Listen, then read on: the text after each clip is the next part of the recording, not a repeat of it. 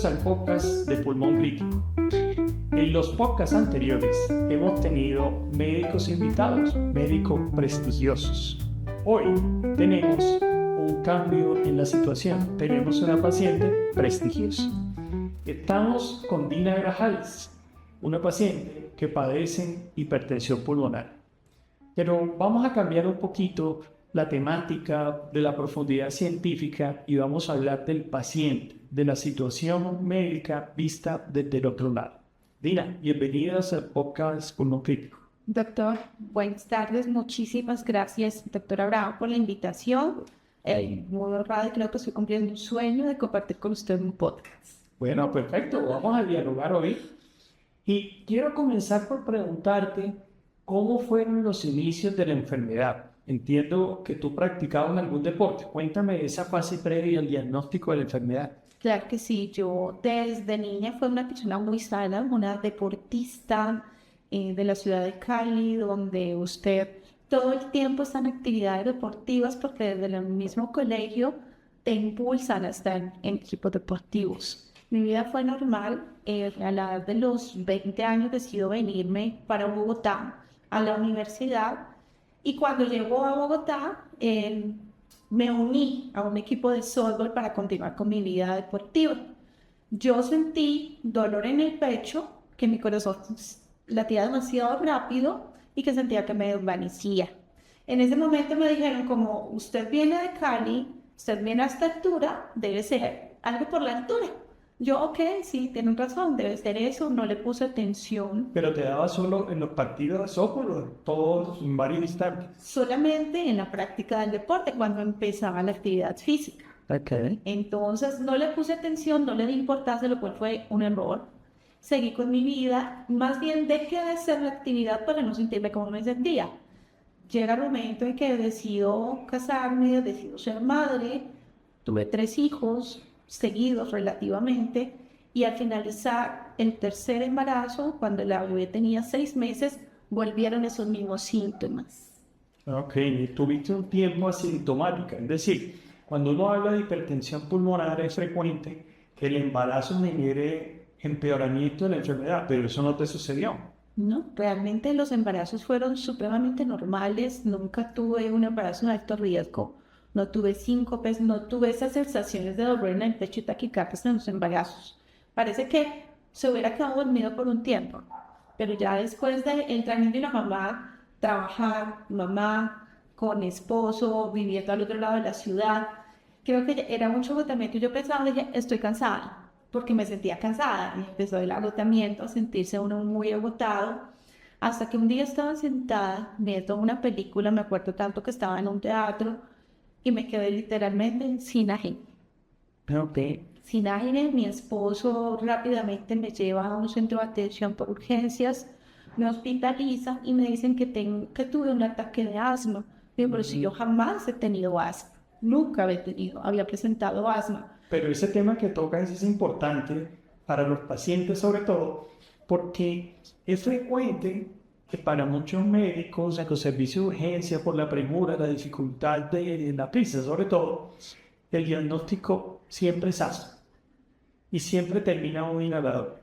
Entonces, Eso es cierto. claro, como mensaje para los pacientes, entender, como siempre lo decimos en Pulmón Crítico, hablar con tu médico para que tu médico pueda contemplar otras opciones. Entonces, el diagnóstico de asma es sobrediagnosticado, como te sucedió a ti. Tal cual, me hospitalizan.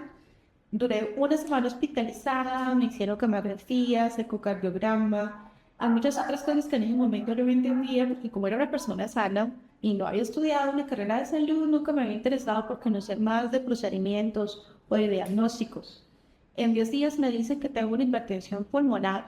Te hicieron el diagnóstico En inmediatamente. esa semana de hospitalización, Ok. ¿sí? Ahora, si yo me pongo a pensar que había presentado síntomas, dije, ¿cuánto tiempo de progresión hubo? También lo piensa uno, tuve 3 embarazos. Al menos 5 años. Claro, digo yo, solamente es un milagro que hayan pasado 20 años desde ese diagnóstico.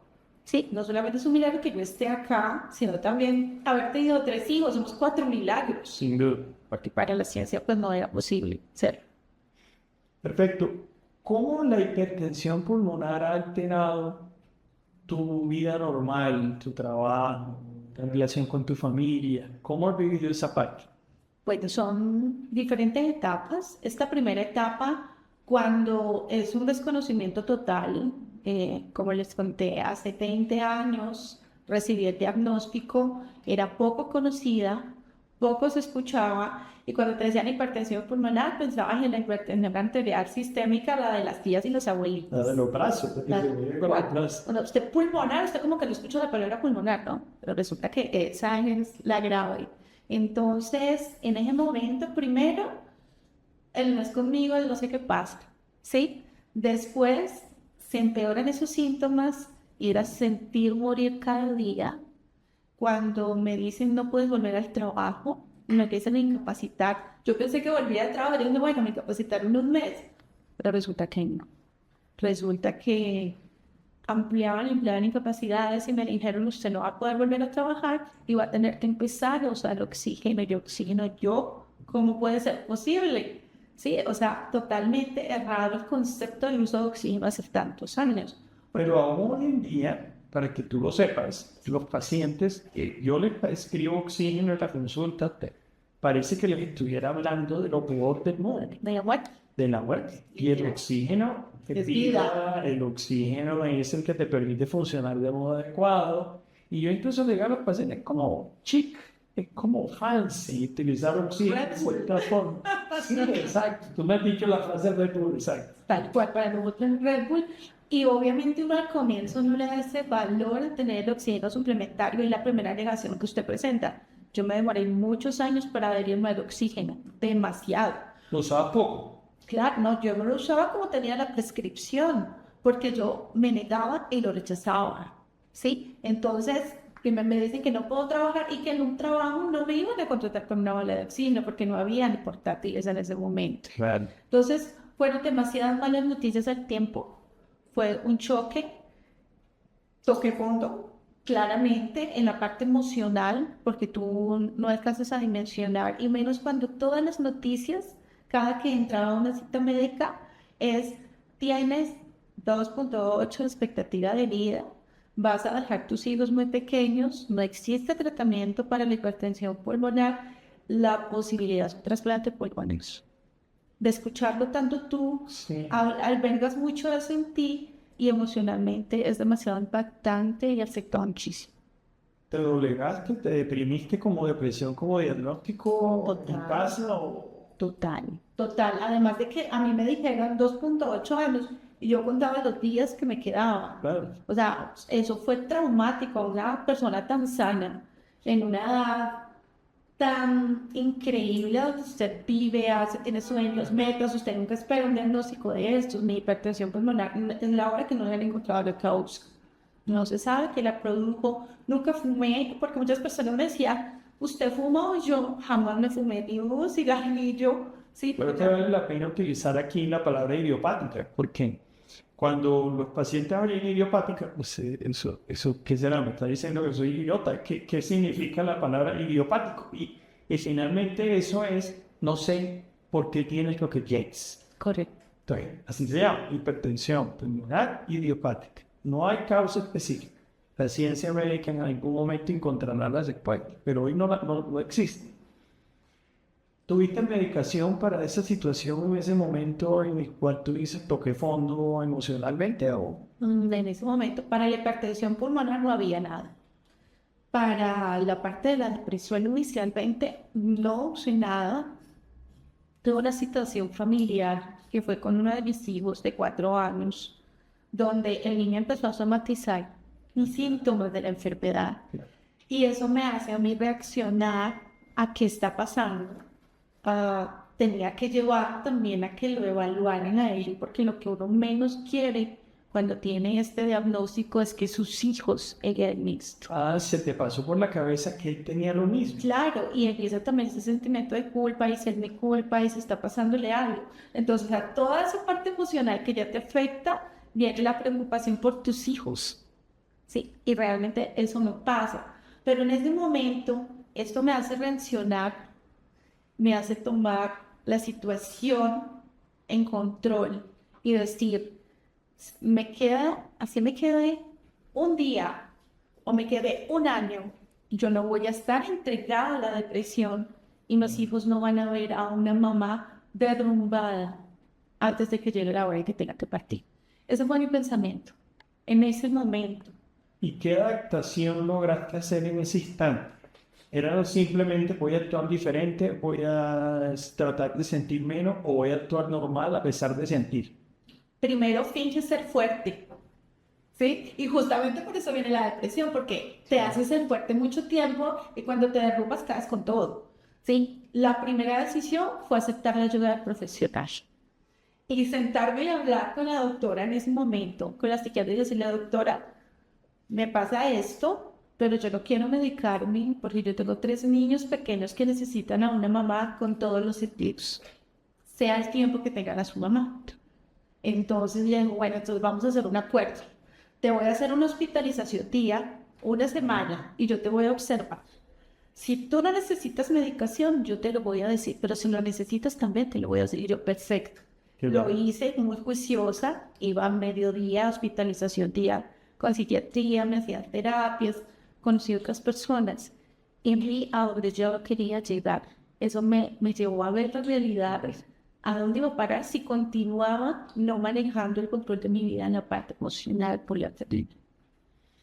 Muy bien.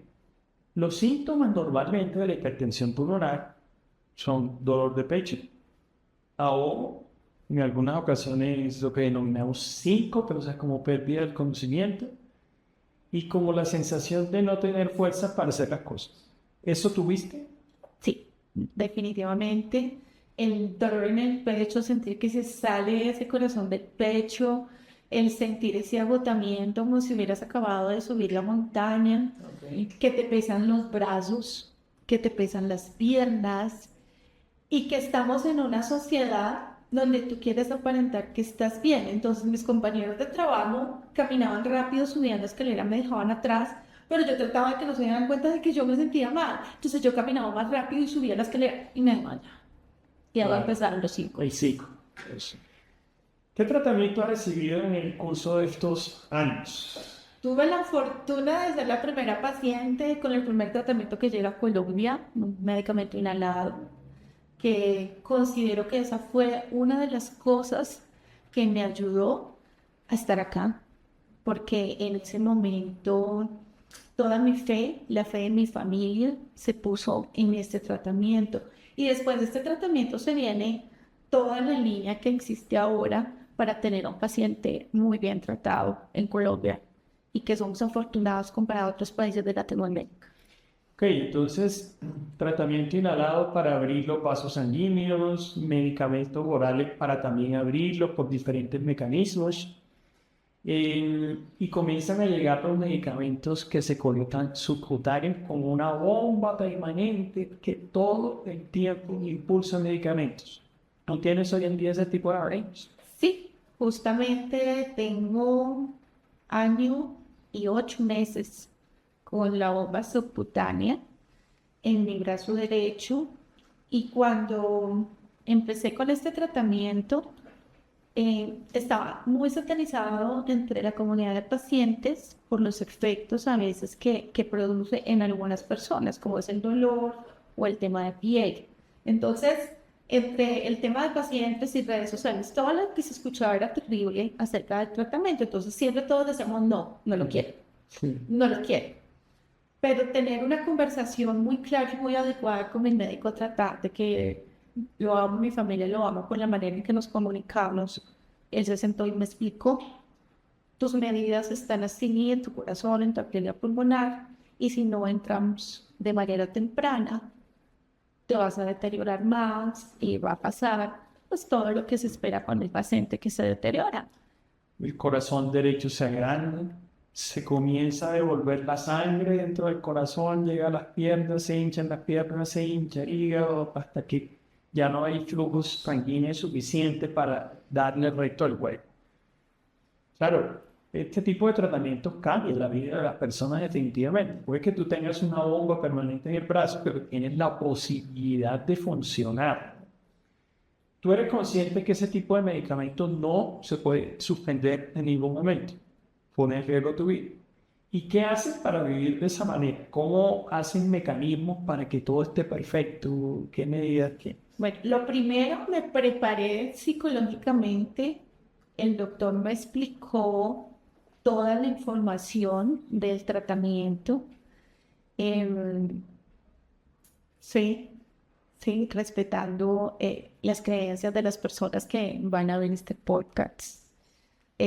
Yo creo que uno tiene que poner la fe en lo que cree y yo puse la fe en Dios, mi familia, en mis hermanos, mi mamá, en la familia de mi esposo.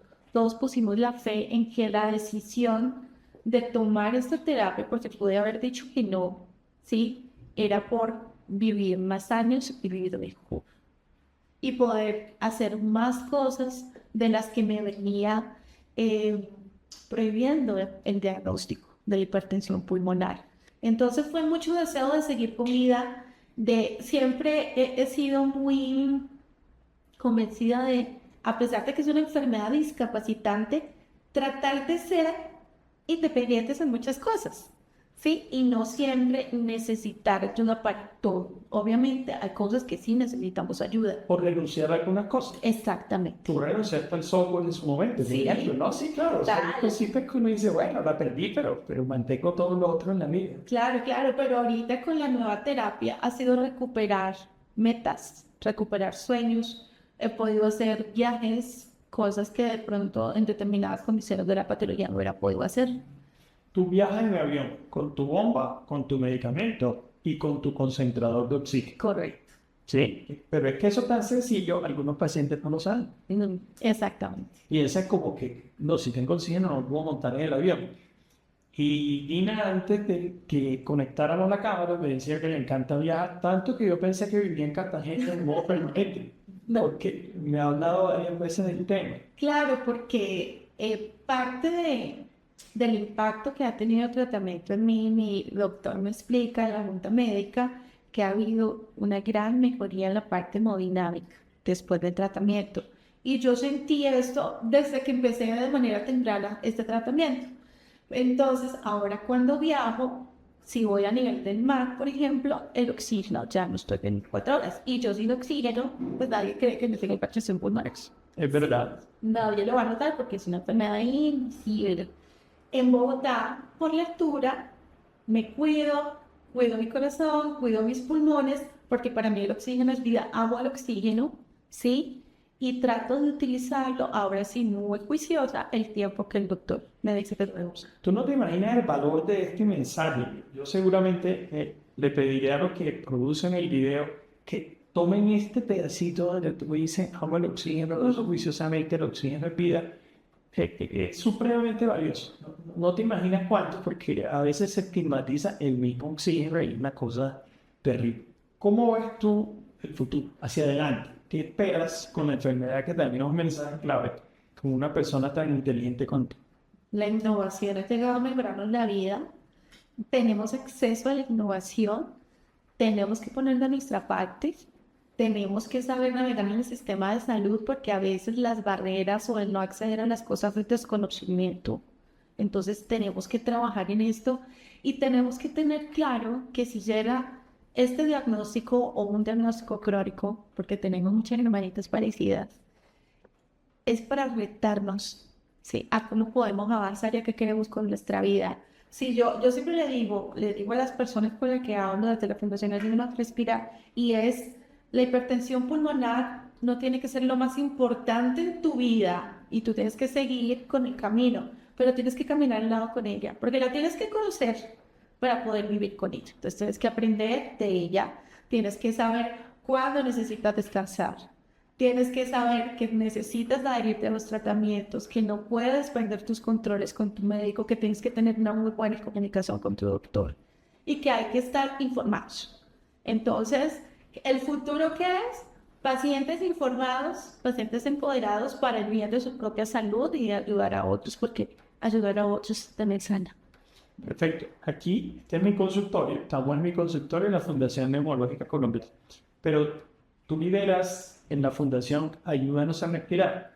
Yo creo que habría personas interesadas en conocer sobre tu fundación. Dinos 20 segundos sobre el tema. Bueno, ayudarnos a respirar nace del sueño y el propósito de células pacientes diagnosticadas que se juntan, se unen, 2 ya nos acompañan desde el cielo y las honramos, 4 seguimos acá acompañando a pacientes y familias, navegando con la hipertensión pulmonar, tratando de hacer este camino más llevadero, conociendo, empoderándose y generando una red de apoyo de pacientes y familias fuerte en Colombia. Dina, muchas gracias por haber compartido todos estos mensajes tan importantes, muy amables.